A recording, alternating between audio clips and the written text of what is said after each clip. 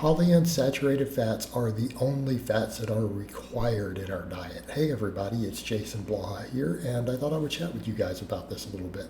So this is a topic that comes up. You always hear people who say things like, well, there's no essential this or that in the diet, although experts are saying that there are essential carbohydrates now, and people can be in denial of that, but fiber is actually something that a lot of researchers are saying needs to be included as an essential nutrient. In other words, you will eventually die without it, and it is required for health.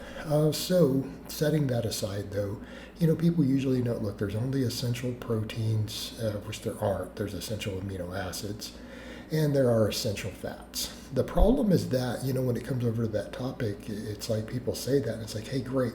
It's a great piece of knowledge, but how do you apply it? And then the same people who are trying to apply that are just having you eat a high-fat diet of just any type of fat, or they specifically avoid and are scared of polyunsaturated fat. So it really seems rather strange. But what do we mean by essential? Just like there's lots of vitamins and minerals that are essential, essential means that it's something that has to be consumed. Okay? Your body cannot make it out of anything else. And there are, again, omega-3 and omega-6 fats in that category, and there are 8 essential amino acids out of the 20, although I think some experts do believe there are 9 essential. So there's some that are conditionally essential. So again, a little bit of nuance there, but those are the things that you cannot make on your own. But when it comes to the essential fatty acids, the thing that people need to remember, the topic of EPA and DHA, oftentimes come up with omega-3, but keep in mind your body can't actually make those from other polyunsaturated fats. So like ALA, which is alpha linoleic acid, your body can actually convert that into EPA and DHA. Now, people will argue, about, well, the rates are very low. That's true, the rates are very low, but that's okay because we don't need much of it. So that's where people make the argument of needing fatty fish or, fish oil supplements and things like that. And I don't think there's anything wrong with eating fatty fish by any means. All available data suggests that it's very healthy, has health benefits. But as far as actual health, as far as needing those, that's not necessarily true. You're not really seeing deficiency in those in people who get sufficient other omega-3 fats that they can convert into them. Now, where the caveat there is, of course, heart patients, certain cardiac patients, and this is why the whole argument of fish oil supplementation comes up, is that, it's been pointed out that on average the supplementation doesn't help here. But when these specific ones are supplemented in very large amounts, it does seem to lower triglycerides in certain cardiac patients. And I think that the take home here that some of the cardiologists point out with that is that it is very large amounts. In other words, if you're buying regular strength fish oil capsules off the shelf and you're taking 3 of those a day, it's not going to do anything in terms of the reduced triglycerides and things for specific types of cardiac patients. It's like you have to have a minimum of 2 grams of EPA and DHA a day. So for a lot of those fish oils, you're talking like 10 plus of those sometimes. And that's a lot. But again, that's why cardiologists will prescribe certain higher strength ones of these, for their patients who need that. So again, I would point out you don't necessarily have to have that as the layman. All right, but over to the point with the other essential fatty acids. There are other health benefits to things like the ALA.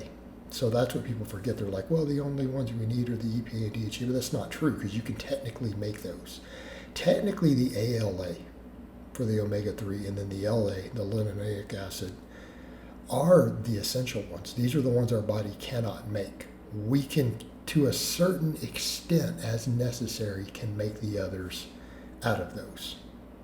Those are technically the essential ones. Now, keep in mind, a lot of people are afraid of those. That's oftentimes the ones that you'll see certain people who follow certain dogmatic or diet zealots are then afraid of the ones that are actually essential. When the truth is, there are plenty of health benefits. We have pretty good data from metabolic ward, population studies, everything at this point, that higher intakes of those two types of fats are actually associated with a lot of healthy benefits. They're associated with better fat burning, better body composition, better insulin sensitivity, better lipid profiles. Okay, so again, these are your healthy fats.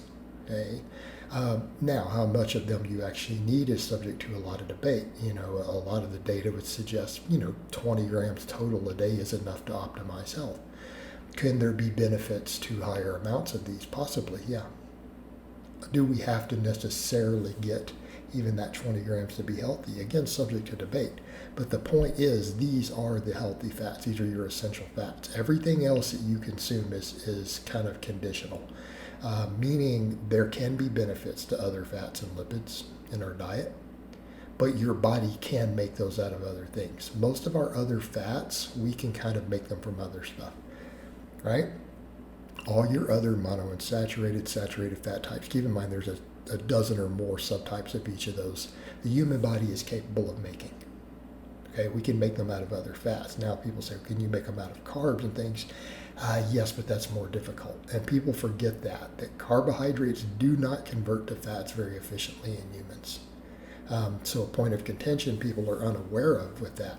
So even though I'm the first to say, hey, ultra high carbohydrate diets are great, that's what most of us should be doing, your ability to actually get lipids from them is limited to some extent. So just be aware of that fact. We don't do it as well as we might ideally like in some cases.